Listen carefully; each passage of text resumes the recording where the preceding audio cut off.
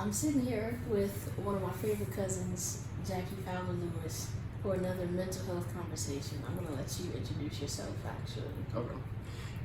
Well, my name is Jackie. I was raised in foster care. I was in foster care for about 15 years before I was adopted. Yeah, your auntie. So that's been an experience. Outside of that, I've been married for 4 years. Life is good. 3 kids now. Yeah, brand new baby. She's probably gonna start crying in the background soon. Oh, that's all right. Outside of that, it's just regular everyday people stuff. Working bills and bills. Yeah, so don't let him be too modest. He's leaving out that you are an author of how many books now? 3 now, actually. 3 books. Mm-hmm. You are a public speaker. Mm-hmm. Yeah. And I don't know if you started a business yet. Well, we did start a business. We had a janitorial cleaning company. Uh-huh. Then we shut that down. Right now, my wife she has a tax business. Gotcha, okay. And then I'm working on getting my real estate license. Oh, no. Yeah. That's fly. Okay, so you are a very professional man. Yeah, Also, you gotta be multifaceted in life. for sure. For sure. I guess I'll just ask you overall, where do you feel like your personal mental health is? Like, how are you doing? For me, the only goal that I have right now in my life is to be at peace as much as possible. So on a regular everyday basis, if things start to get to me, I usually just step away. Like if I'm at work, I leave the office for like 5-10 minutes, take a breather, and then I'll come back. To me, there's nothing more important than peace. Like I don't feel like anything is worth my peace of mind. Yeah, I'm learning that. Mm-hmm. I'm learning that. I'm still practicing how to flesh out things that take my peace. Oh, trust me, it's always these little things that pick at you, Yeah. or people that constantly pick at you, and you're like constantly having to, and it constantly comes back because it's either you learn from the lesson, or it's going to keep reoccurring. Like it'll just go away eventually, like everything fades, but then it always comes back because you didn't learn the lesson. So Yeah. it's like you either get it right or you're doomed to repeat it. Yeah, I noticed that you kind of stay in your bubble. I noticed that, when we have family get-togethers, you might come for a little bit, maybe you eat a little food, maybe you don't, say hi's or whatever, and then you kind of retreat back. And so I don't know how other people feel about it, but I'm like, I kind of analyze, or I think about things, and I figure it's because, our family can be They can be a bit more out there. Some of it's toxic, some of it's unnecessary, it's really loud. And, whenever I come to your space, it's always quiet and calm. And so, is that something that you do on a regular? Yes, and it's a multi-layered thing. 1, I'm an introvert, and 2, I have social anxiety. So just being around like I can be on a stage in front of 5,000 people, like that's easy for me. But to be in the midst of even 30 people, like I get paranoid. I'm like, where's the exit? Like, does anybody have a weapon? Like, what's going on? Like, even when I go to Walmart, I park on the far end of the parking lot, and I'm always looking around. I'm like, okay, who's looking at me? Like, what clothes are they wearing? Like, what color shoes? Like, how many exits are in the building? If something happens, how fast can I get me and my family? That's the type of person that I am. So even with family gatherings, it's my social anxiety acts up, which is why you'll never hear me going to clubs or anything like that. It's just, I can't do it. How long have you felt like that about social settings? I would say it started setting in probably when I was like 21. I know it was after I came back from the Navy. I was like, I don't want to be around a lot of people. Yeah. Yeah. And maybe, well, what do you think it's rooted in? Well, just being in the military, they always teach you to be hyper vigilant. Mm-hmm. So I know, like, a lot of my friends, they have PTSD. So even if they walk in a small setting, they always teach you to have multiple exit routes in your mind and things like that. So it's just, it gets to you. And it's one of those things that just doesn't really leave. And you know, in today's climate, I kind of think it's a good trait to have. Yeah, definitely. With all the shootings and just Right. things going on. I've never actually been a club person myself, but ever since we got older and then like the shooting in Orlando happened and like the school stuff and movie theaters and stuff, I'm just like, No, like it's not even worth it. Like, yeah, I'm not even here let for me it. get my groceries and go home. Like. Right. So let's kind of take it back closer to the beginning. So before foster care, what was life like? To be honest, I can't really give much details. I think I'm pretty sure I left my biological parents around like 5 or 6, maybe a little, like maybe close to 7, but there's not much I even remember about them. I remember that my dad had a motorcycle, and I've never seen him since. Like that. So because I was so young, I think because I was so young and I don't have those memories of them, it kind of spares me a little bit. I guess that's a good way to put it, but it's probably good. It depends. Like I mean, I would say so, but I don't know the type of man I would be now if I was raised with my biological parents. So I'm grateful for that. I like who I am. Yeah. Do you know? I don't know if this is too personal, but do you know why the separation came? So I know my mom was a drug addict. I know my father was a pedophile. Outside of that, I don't know much. I did read in my file when I turned 18 that they just stopped going to court. I don't know the reasons why they stopped going to court, but I just know that they stopped going to court, and then I floated through the foster care system until I met Yancy. Gotcha. So their parental rights were probably terminated. Yeah. So I used to be a child protective investigator, for the people out there. So that's probably what happened if they stopped going to court. How was foster care before you met? She's actually my cousin, but how was that? Like, did you go to multiple homes or group homes or? Yeah, it was horrible. Like honestly, it was horrible. So one of the worst experiences I remember having in foster care was, I know I was in elementary school, and I know I was living somewhere in Fort Lauderdale, like right around the swap shop area. And I just remember crying one night. I don't remember the reason why I was crying, but I remember the foster parent that I had, she said, no, I was crying for my mom actually. And she was like, your mom doesn't want you, that's why you're here. And I carry that with me till this day. And I was like even with my children, I'm like, they're like, oh, don't hold the baby too much, you're gonna spoil it. And I'm like, no, I don't care how old my child is.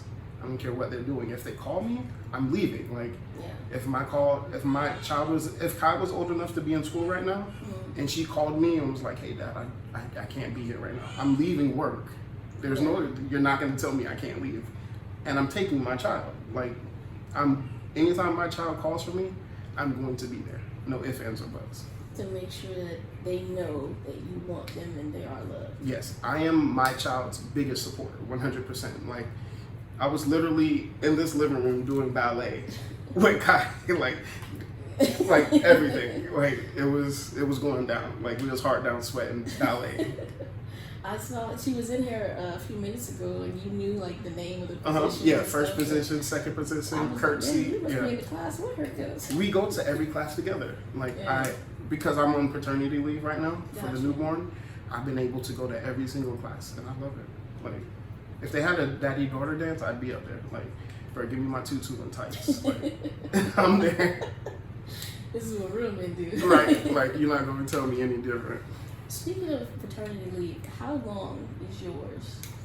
I took off 2 months because my wife had a C-section. And the first C-section was a little rough on her. So I just wanted to make sure that we had more than enough time to be together, and I could make sure that she was covered while she was out. Gotcha. Okay. Because one thing I've always wondered about is why, I think it's actually gotten better, but I still feel like the time for paternity leave is a lot shorter for men than it is for women. Oh, it was unpaid. Ah. And so that they were like, bro, you can take off 3 months. Because you have up to 3 months that you can take off for 12 weeks, but it's unpaid. So is maternity leave paid? It depends on the company. They're not entitled to give it to you. It's not like a law. Yeah. Okay. All right. Because I just feel like it's just as important for the father to bond with the newborn. It is.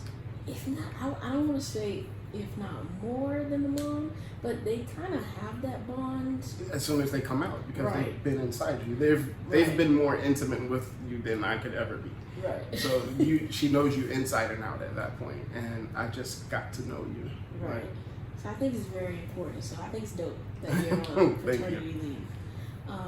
But going back to foster care, right? This what that lady said to you, that your mom doesn't want you. You said it still stays with you now.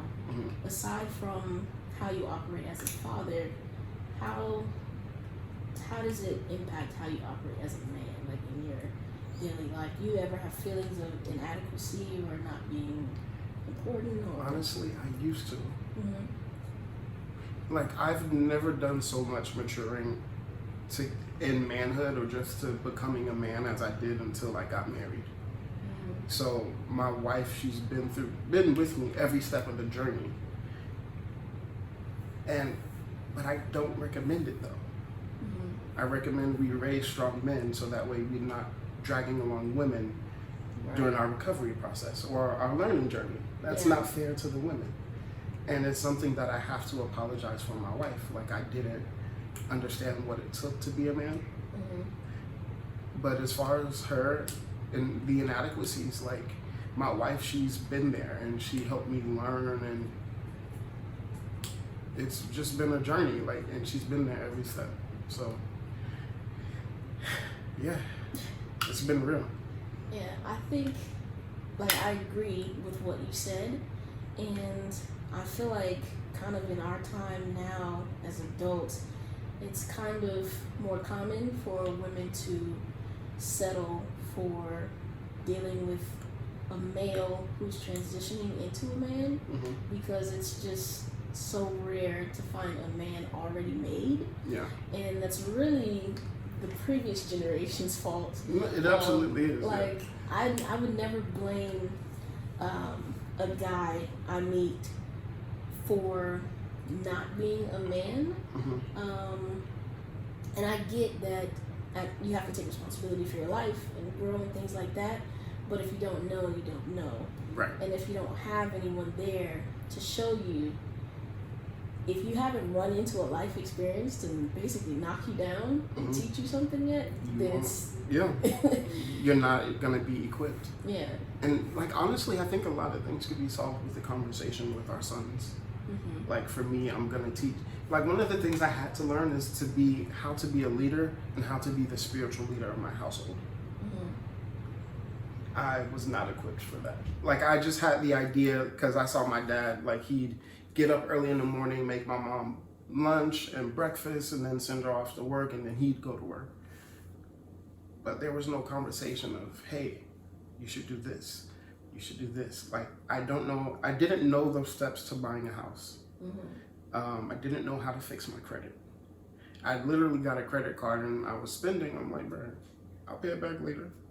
And it's little things like that. Like, my wife shouldn't have to be with me on the journey to fix my credit, because I should have had a conversation when I was younger saying, hey, don't do this.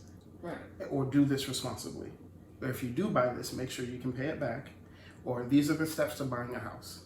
Or this is how important credit is. Like, credit is, I do remember my mom saying, like, credit is more important than actual liquid cash. I didn't know how to get good credit though. Like, saying one without the other is not helpful. Or I hate when the older generation is like, like, man, I wish I knew what I knew now. And then they never give you any tips. like, bro, like I'm young now. Like, give me your information. Right. But they're like, I wish I would have known what I know now. And then that's the end of the conversation. Like, okay. And they don't tell you anything, and then they talk about you because you don't know anything. Right. And it's like, bro, you ain't teach me nothing. Like, the reason, because you're talking about credit, the reason I think that's so important, and I'll just stay with young men right now, is because you may think it's all fun and games when you're young and you're single and you're out chilling. But what happens when you do find that partner that you actually want a life with? Now you don't have a way to provide. You don't have a way to go get the house. You got that right. that 206 credit, and you need to get it to 720 so you can get your house. You just out of luck. Meanwhile, y'all staying with her mama in the basement. Right, because you can't even get an apartment with that credit, right? Right. So I think fathers or just father figures are supposed to be there to speed the process up of manhood.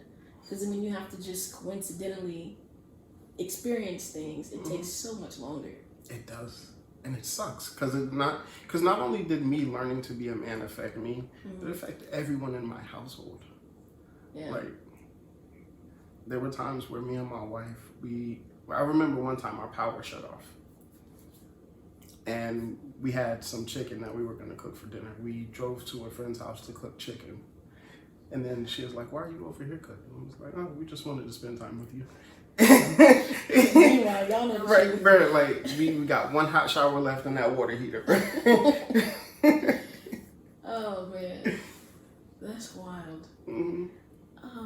So, speaking about that, being a spiritual leader in your household and a leader, period, how do you keep yourself sane and mentally, coping and healthy? So, because your health affects the health of your family. So, how do you stay healthy for them, for yourself and for them? I found wise counsel. So, I have two friends that I always go to. I have, his name is Darren and one is Keith.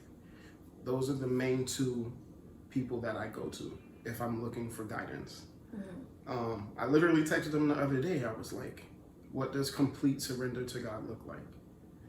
And they're so strong and steadfast that they give great advice. Like, all three of us are married. All three of us have children. So I know that they're not gonna give me wrong advice. And these are people, like, they've been through the struggles, like through the ups and downs of my relationships. I've literally been on the phone crying with these two, and I'm like, I'm so frustrated. And it's like, they've been there, and they've like, let me pray for you, or what do you need? Like, not even on a financial level, but it's just been like, how can I be there for you as a brother? Like, I promise you, when I don't know if you know, but Jaden had a brain tumor. No, I didn't know. Yeah. And then they had to take that out. And then Darren and Keith, they would literally call or text me every single day for literally months. It was like, because I was going back and forth to the hospital every day. And they were just there, supportive, and the whole time. And like, these are my go-to people. The best thing to have is strong people. I don't have a mentor. I'm looking into it. Kind of don't want one, but I know it's needed. I feel the same way. I feel the same way. But you definitely have to have a strong team. Like, I don't have a large team, but I know my team is solid. Like, I know if I passed away today, that those two would make sure that my children and my wife are taken care of. That's what's up. Yeah. Well, you just kind of talked about it, how important it is to have a brotherhood of people who are in similar situations. Like, you're married, they're married, you have kids, they have kids. Because like, some married people out here listening to single friends, like, it don't work because they're not in your situation, bro. At the end of the day, when they give you their bad advice, they get to go home by themselves. Right. You got to live through that bad advice that they gave. Right. It doesn't work. And I always say, like if you look at their relationship and you're like, I think they're a great couple, then I would take advice from them. If you look at their relationship and you're like, nah, bro, I don't want that, then don't take advice from them. Right.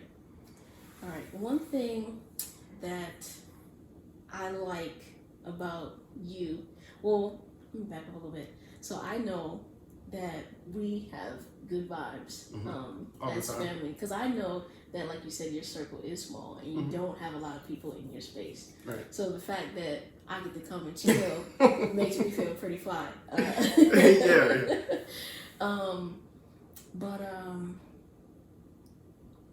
Man. Hold on. There's the brotherhood. This happens sometimes. No, it's all good. Take your time. Well, we'll skip to something else until I can remember my point.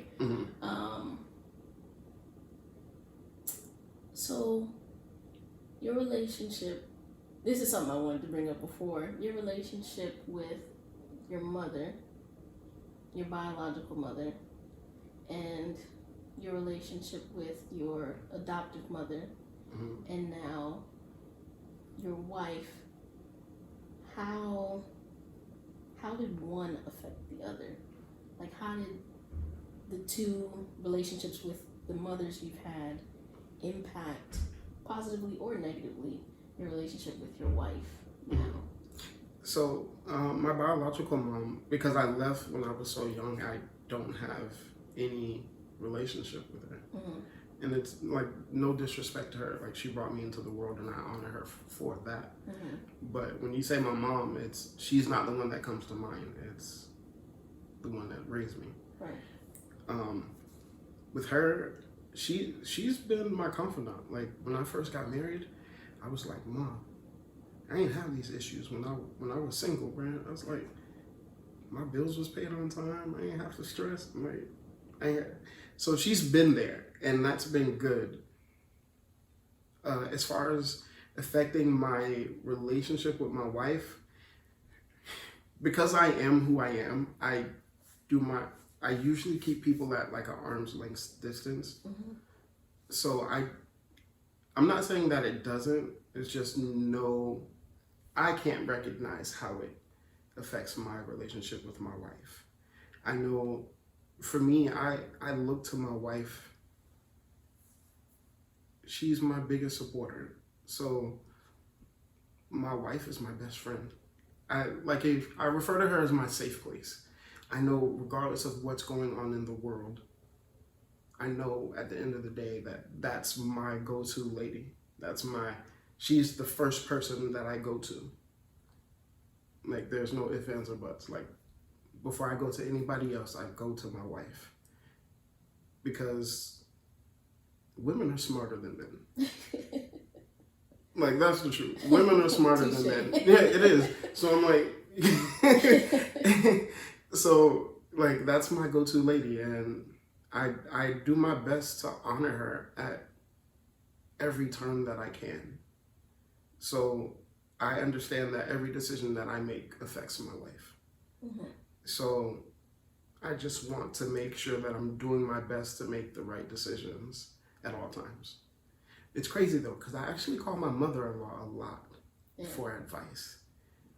And I would say that I think it's because in my head, I feel, not that I can't go to my mom, but we've never really developed that relationship where I normally call on her on like a regular basis for advice. Yeah. Depending on the situation, I will call my mom, and I know I can call her for anything, but the one that I lean to is usually my mother-in-law. Like, that lady's solid. Like, that's dope. Because I don't think a lot of people have that, from what I hear from married people. Which is weird though, because you want to get along. Like, they're literally your new family. Like, you want to get along with them. Yeah, and I think it's good to get to know your mother-in-law, because even though her and your wife are not the same person, like, they can carry the same traits. Yeah, so it's good to kind of foresee the future a little bit.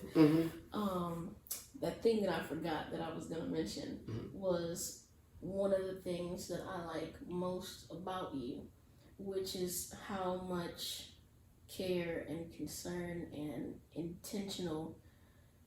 how much intention you put into your relationship with your wife, and how you address her, how you speak about her on social media. And I know that you know, people can put whatever they want on social media, but it's the same vibe when I come here with you guys. Because I've learned, you know, if you want to know about a man, you can just look at his wife and see how she's responding to him. Yeah. Even if she doesn't say anything, her body language, her eyes, that kind of thing. And I can tell that Walla respects you, she loves you, cares for you. And I think that you guys have, from the outside looking in, have a beautiful relationship. Thank you. And the reason it's so important for someone like myself is because growing up, no dad around. I have brothers, but I wasn't raised with them. Like I've known them for like the last 6 years of my life. Yeah. I was raised as an only child. I didn't have that many friends. And it's just, there just weren't a lot of men, period. And so the examples that I saw and heard about were older women's negative experiences, plays like Medea, and you know, the Medea plays and movies, and those aren't really favoring too well of men. It kind of shows you the worst. It's really important to see Black love. Like, like honestly, there's nothing wrong with interracial dating. Just my personal experience. Like, I know Black women, they ride for Black men. Yeah. When nobody has had our back, they ride for us. Even to this day, like, we can't count on anybody. We know we can count on our Black women. For sure. And for me, I just want to honor that relationship. Like, Black women, they say that you all are horrible statistics, but it's like you all are the least likely to marry, but the most likely to have a child out of wedlock and things like that. And so for me, it wasn't even intentional. It's just, I'm just naturally more attracted to Black women. But with Walla, it's not, like Walla's literally ingrained on my heart. Like, there is no me without that woman. Like, that's so cute. It's gonna be on Hallmark part. Like, I'm sure. But it's just like that's like, she's every part of me, and I can't imagine my life without her. Like, I'm like, God, take me first. I don't want to be in this world without her. Like, I'm okay with that. But I would not. I don't know how it would feel. Like it's a thought that I don't even like having.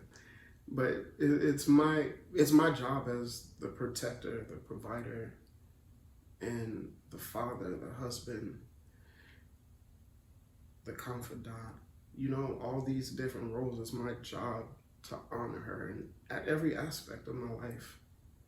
And there was a time, like, you know, just growing into manhood, that I didn't do a good job with that. But again, it's the grace that she's given me. She's like, so it's not only has she given me grace, but she married me when I had nothing but potential. So for me, when I can look back and I can see how far I've come, so I'm making more money, I'm doing better things with my time, I'm a better person mentally, physically, and spiritually. Like, all that is a direct result of Walla giving me grace to grow. So I would be doing her a complete disservice if I didn't do my best to bring out the potential that she wanted, that she saw when she chose me. Yeah. I think it's dope that you didn't do like that Kanye line. Like, when you get on, he leave you. Oh, right. No. It won't work out for me. I'd be right back with Walla. If she took you back. Right. If she took me back. Yeah. I think it's dope that you mentioned that, because I do feel strongly about that too. The perception of Black women amongst like all other cultures or the world. It seems like Black men are like cream of the crop when it comes to all races of women. Like, everybody wants a Black man, but when it comes to Black women, they act like, you know, too loud, too independent, too this, too that. And it's just like, first of all, if you find a woman who is like that, it's just a protective measure. Mm-hmm. Second of all, I see a lot of similarities between Black women and Latino women. Yeah, I saw a post. It was like when Latino women have attitude, they say it's sexy, but when Black women do it, she's right. Right, and it's like that's complete perfect. It makes sense. They don't love us. And I'm not saying that they can't. Most of us don't. They love us for our traits. Black men are portrayed as to be strong and have big penises and muscular and stuff like that. Like dark skinned men can fight well. They're tall and they're attracted to the attributes of the Black man. Most of them. And as far as Black men going to get white women or different ethnicities when they get married is because there's a lot of self-hate in the Black community. Like when you like, there was even a point in time, like just growing up, I would look in the mirror and I'd be like, bruh, I wish I was white. I wish a white family would come and adopt me and things like that. So it's a lot of self-hate. Like you look in the mirror, you don't like who you are, and you procreate with someone lighter, so hopefully your kids can like who they are. But it's not that. Like you have to learn to love yourself, and I think that's what it is. Yeah, I think it's like what you said about wishing a white family would come and adopt you. It wouldn't have even mattered, because when you go out into the world by Still yourself, Black. Exactly. And even if people do see you with the white family, they're gonna say you're only you because of the white family, not just because that's who you are, because God made you that way. Right. You know, so let me see. If you could give some words of advice to, I'm gonna say a 13-year-old Jackie, what would you say? I would say, don't get caught up in women. Major key. Facts. Like, don't get caught up in women. Understand that everything that you're going through is in your favor. Like, it all works out in the end. I would also say that focus on your credit. No, like, I'm so serious. Yeah, at 13, become bro. somebody's authorized user. Legit, bro. Like, put me on your card, mom. Like, I would also say focus on school. And I would also say take that risk and go off to college. Yeah. That's dope.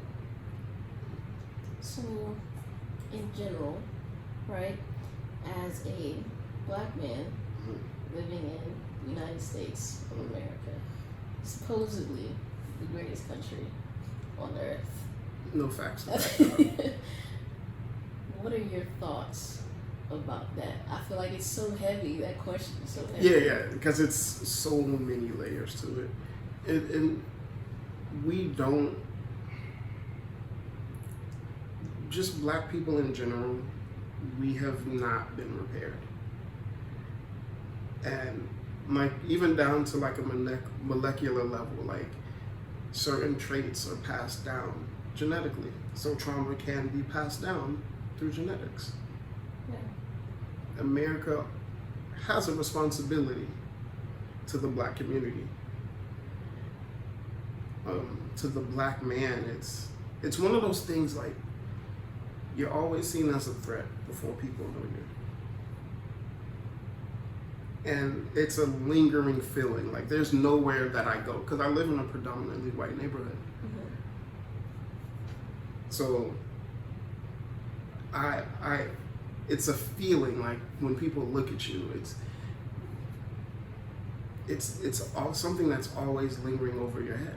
But when you look at it in America or the world as a whole, Black men, they're always shown as monsters. It wasn't until recently till we got to see freaking Black Panther. You know, like we got to see ourselves as king. Even in the movies that they produce in Hollywood, they don't give black actors the god roles in Egypt. They didn't even cast mostly black people in Egypt. We know Egyptians were black. Yeah. So why am I not seeing somebody that looks like me? Because it's representation. They don't want you to see yourself in that light. You're not even on the hieroglyphs in the catacombs of the pyramids. Egyptians drew themselves with dark skin. So why are we saying that they're white? Yeah. Cleopatra didn't look like she came from Europe. Right. Like we know she probably, well, they were probably bald because lice was really rampant, so they shaved their heads and wore wigs. But if she did grow her hair out, we know it was nappy. Jesus had hair like wool. So why am I seeing this blonde-haired, blue-eyed guy on this glass stained wall in the black church? No, Right. Jesus was black. Like it's like it's a sabotaging system designed to perpetuate that stereotype. But what I do, for me, I constantly, like, I'm always doing affirmations, and I always do my best to look at myself in the best light. Like, even when everything else is crumbling around me. And I think that it goes back to having a team or your support system. Like, you're constantly reinforcing each other. You know, iron sharpens iron. Yeah. So it's like, it doesn't get to me as much because I'm not worried. Like, if I have no fear that someone's gonna run in my home. If they do, I feel for them more than me. If I gotta choose between you or my family, I'm gonna choose my family every time. All day. Yeah, so I don't worry too much about it, but I do understand what the American media has designed.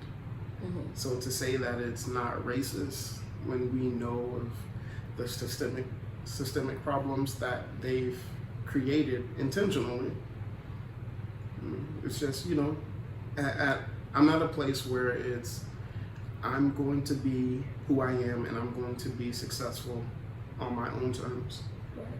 regardless of what America thinks.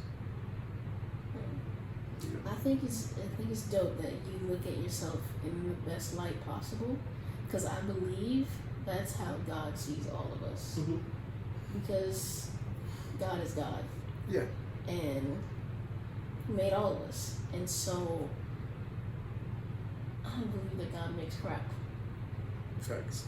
Now, what we choose to do with the free will once we're down here, Yeah, that's a on you. different story. That's a different story. But nobody was crap when they were born. That's why I hate racism and hate so much, because no one's born like that. You know what I mean? Another question. Let's say, it's very unfortunate, but let's say that tomorrow was your last day on earth. What would you want to say to your wife? What would you want to say to Jaden? And what would you want your 2 daughters to know?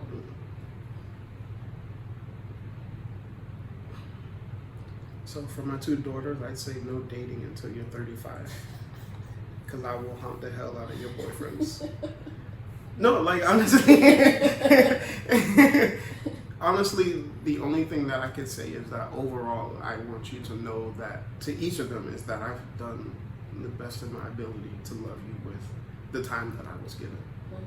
And until you're able to transition, I'm going to continue loving you. Like, I can't imagine I believe the love that me and Walla has transcends this plane. And the love that I have for my kids as well. It's just, like, everybody holds a different space in your heart. Yeah. So, yeah, I just want them all to know, just across the board, I've done my best. And I'm waiting for you. Yeah. So, something that I wanted to do was starting I don't want to call it a support group, but I just want to start. I want to create a space for Black men to get together and talk. I would love to be there, but I think it's best if I'm not there, because I don't know how the presence of a woman affects any man, and so I think it's good, like the brotherhood that you spoke about earlier. I don't know if there's a way for us to. I'm sure there is a way if we like put our minds to it. Would you be open to that? Of course. Like, I don't know, we could just put something out on. You could do like a little Zoom meeting or something. Call it Yeah, just, you know what I mean? Just like Friday at 8 p.m. log on. We're just going to have a conversation, see how everybody's doing, where you're at. I think that would be good for Black men to be able to come together. First of all, know that they're not alone, because it's my understanding that men in general, but especially Black men, are not given the liberty to feel anything outside of anger. You mentioned crying earlier with Darren and your other friend. Keith, yeah. And I felt like that's really beautiful, because I don't understand why anyone would tell another person to keep whatever it is you feel inside. Like, don't feel it. If you do feel it, keep it inside. Don't let anyone see it, because we're all human, and that's just not how we operate. It's not, but it's one of those things that's passed, that we got from our fathers and grandparents. Like, don't cry, man up. So because I'm a boy child, I don't have feelings. Like, the worst thing that you can do is invalidate a child's feelings. So even when Jaden's crying, I'm like, it's okay to cry. What are you crying for? Because she took my crayon. Okay, do you think that that's a good reason to cry, Jaden? No. Okay, then why are you crying? I don't know. Do you need a hug? Yes, come here. And then it's like the crying's over with. He just needed to express his frustration. Yeah. It's just something so simple as that. But I think that translates into his process of becoming a man, because when he gets into relationship with his future partners, that memory muscle will be there to be able to articulate the feelings and not be emotionally unavailable, like a lot of men are, because they can't show weakness, or even if they want to tell you what's wrong, they don't know how, so they just leave. You know, that type of thing, and it's so unhealthy, not just for your relationship, but even yourself. Right. Because I think it's terrible when people bounce in and out of relationships because they're looking for whatever, but they feel like they're having a good time. But I think it's also pretty sad when you actually want a relationship and you just can't find what you need inside to make it work or to contribute to the success of that relationship. And I feel like that's where a lot of the older generation does a disservice to younger boys. They don't prepare you for... We're not equipped. Yeah, like...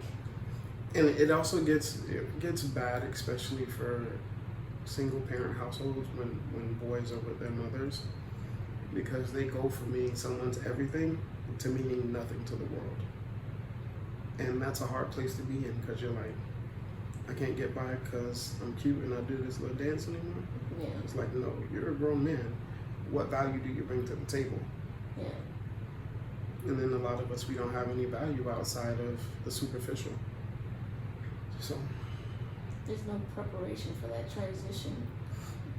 Yeah, which is why it's important to have mentors and father figures. Right. But I don't know. It gets complicated because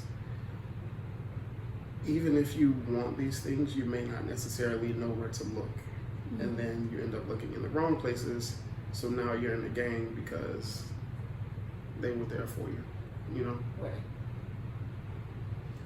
I think, and I'm gonna wrap it up and let you go, but I think that it's really unfair to, like what you were just saying, expect a boy, because he turns the legal age of 18, to now expect him to provide and behave and think like a man, especially if there is no father figure there. Now you have to pay taxes.